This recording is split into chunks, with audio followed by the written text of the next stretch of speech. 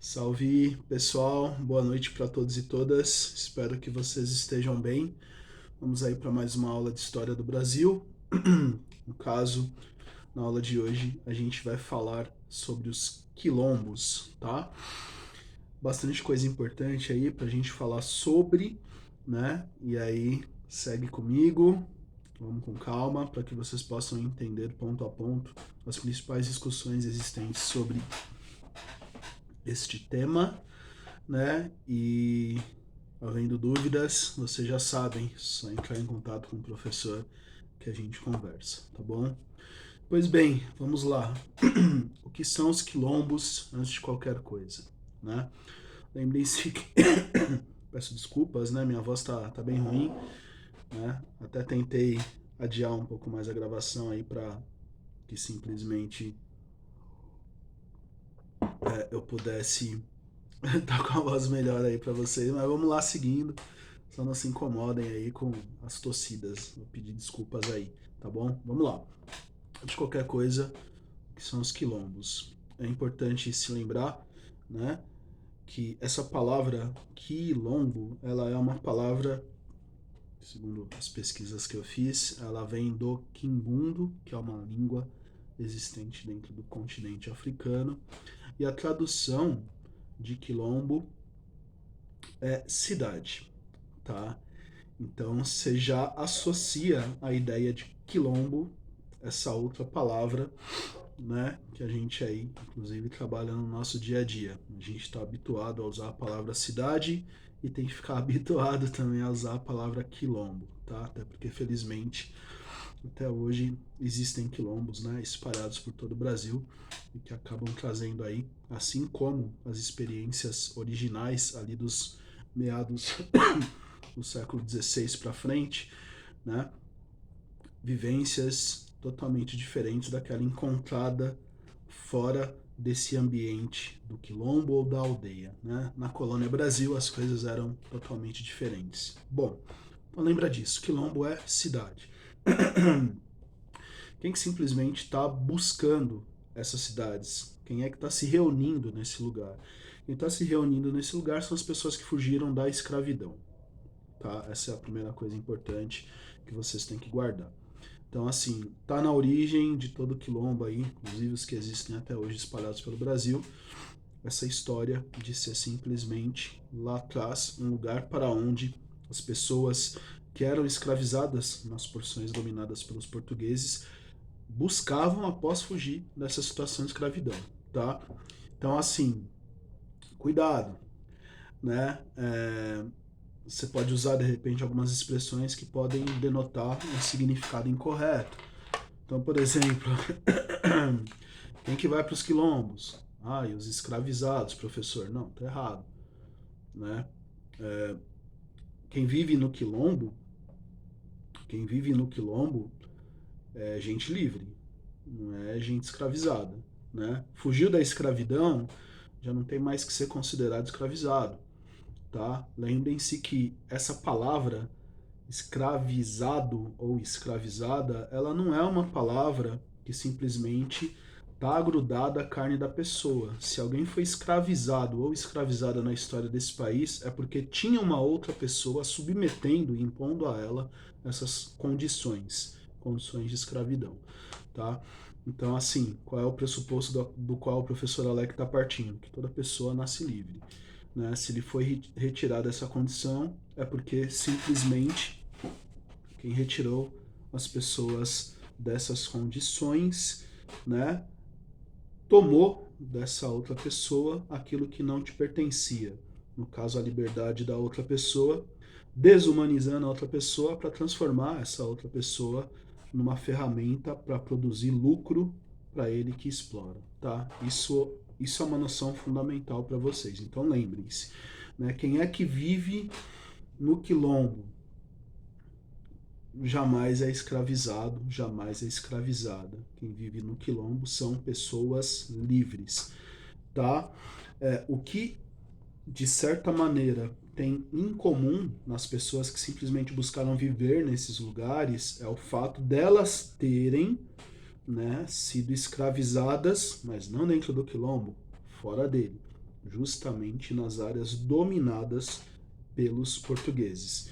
Então, assim, nesse continente indígena, que os europeus vão chamar de América do Sul, haviam as partes que eram dominadas pelos portugueses e as partes que não eram dominadas pelos portugueses. As partes dominadas você pode chamar de Colônia Brasil.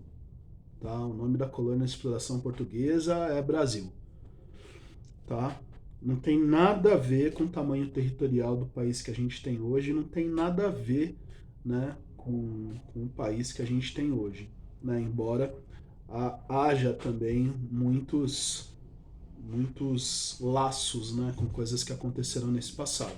No entanto, quando eu falo de colônia, de exploração, eu não estou falando de país. Bom, deixa eu voltar para o tema, porque senão vou acabar pegando um atalho muito longo. Então vamos retomar. Então, assim, você tem nessa América do Sul, maneira como os europeus vão nomear, né, áreas que eram dominadas pelo português, chamada de Colônia Brasil, áreas não dominadas pelos portugueses, que na verdade era a maior parte do continente, tá? Isso é muito importante de se dizer, para que não haja aí um juízo errado em relação ao estudo desse tema. Então, o que que acontece? Né? O que que você tinha de área não dominada pelos portugueses? As aldeias, né, das inúmeras nações indígenas, e você tem registro aí, estudos mais contemporâneos, que indicam aldeias com 50 mil pessoas vivendo nela. Tá? Então, vocês têm que imaginar que a gente tinha coisas muito grandiosas nesse desculpa, interior do Brasil. Tá? E o que mais você tinha, além da aldeia? Você tinha os quilombos. Na aldeia morava o povo originário, os nativos, os indígenas. E no quilombo? No quilombo simplesmente moravam as pessoas que fugiam da escravidão justamente nessas áreas que eram dominadas pelos portugueses. Tá?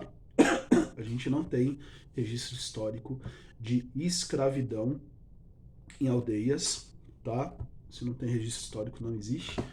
E a gente não tem registro histórico de escravidão dentro dos quilombos, tá? Qualquer pessoa que simplesmente usar isso como argumento está sendo uma pessoa canalha, uma pessoa de mau caráter ou, né, considerar aí que de repente está sendo ingênua também, né? Porque nem sempre todo mundo sabe sobre todas as coisas, né?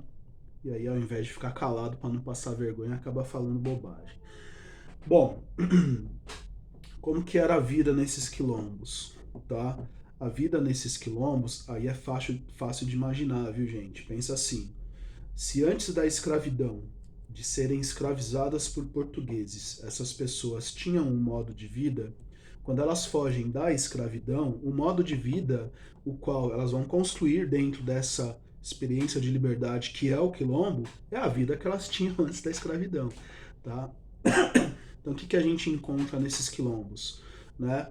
A gente encontra decisões que giram em torno de um conceito, que é o conceito da participação, né, de inúmeras pessoas nas decisões. Né? A gente tende a dizer, a partir dos estudos, que os quilombos eles eram muito pautados, por uma palavra que eles não usavam, né, mas a gente usa muito hoje, que é a palavra democracia, mas uma democracia talvez num sentido até mais amplo do que aquele o qual a gente trabalha hoje, porque dentro do quilombo as lideranças todas elas decidiam, tá?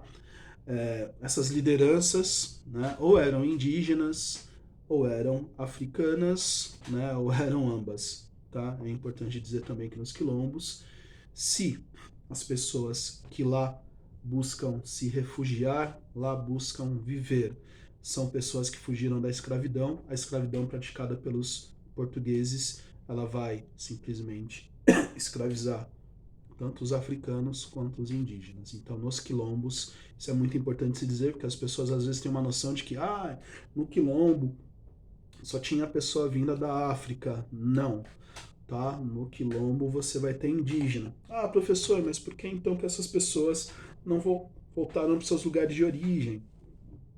Muitas vezes essas pessoas elas foram retiradas dos seus lugares de origem, né, e vendidas para serem usadas como pessoas escravizadas em lugares que estavam a centenas, milhares de quilômetros dos lugares de origem delas.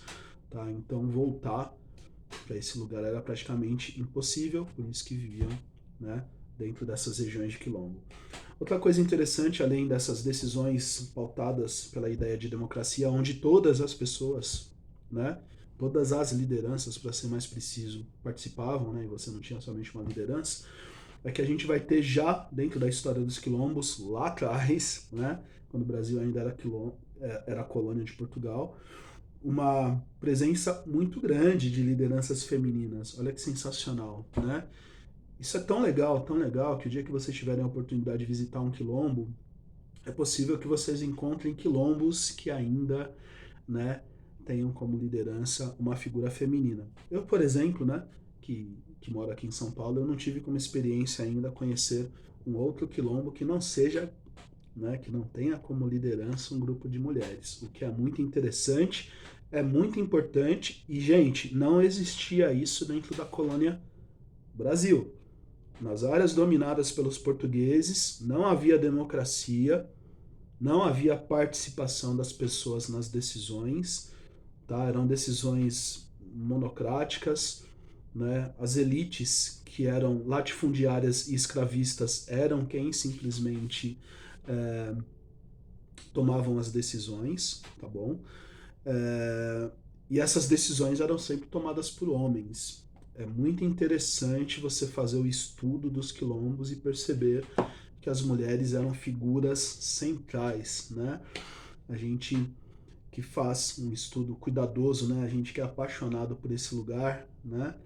A gente encontra grandes nomes aí dentro dessa luta quilombola, grandes lideranças, né? Zumbi, a gente encontra aí Teresa de Benguela, né?